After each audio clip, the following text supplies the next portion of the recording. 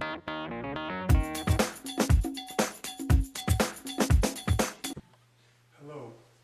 welcome to the YHNC Investment Newsletter for January of 2010. My name is Zio Bach.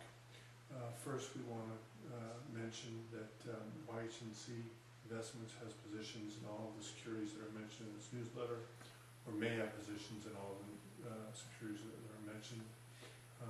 Please research all the stocks based on your risk constraints, your return objectives, your liquidity issues, tax situation, time horizon, or anything specific to your situation so that it fits in the context of a diversified portfolio. For the January 2000 newsletter would be 2009 was mighty fine.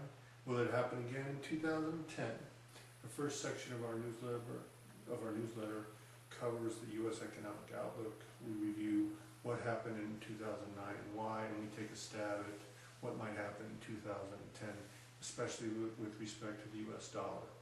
The next portion of the newsletter deals with international investments. We look at markets all over the world. We notice that all of them went up, many substantially, and we compare the emerging markets with mature markets and the dramatic difference in investment results for those two sections in 2009. Next, we look at the psychology of investing.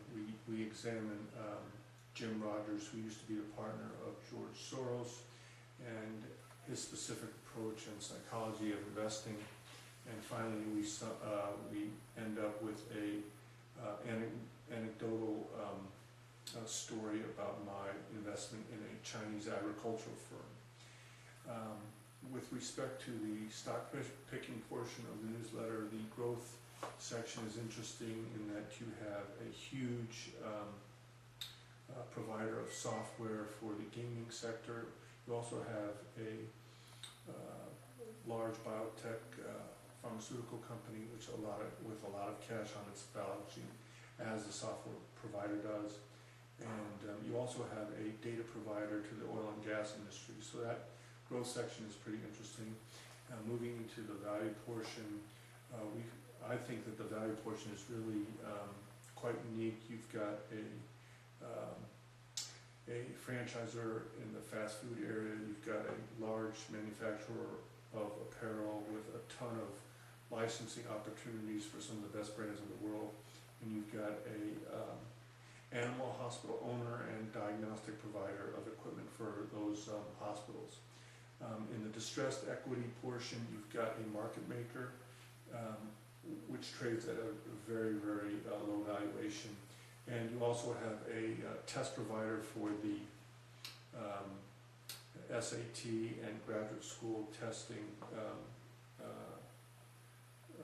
platforms. So finally, in summing up with the short section, you've got 3 biotech companies that are rather interesting, and a landowner in Hawaii.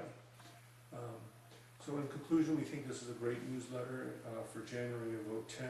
If you have any comments, concerns, questions, thoughts, or anything else that you want to share with me, please email me at yale@yhnc.com.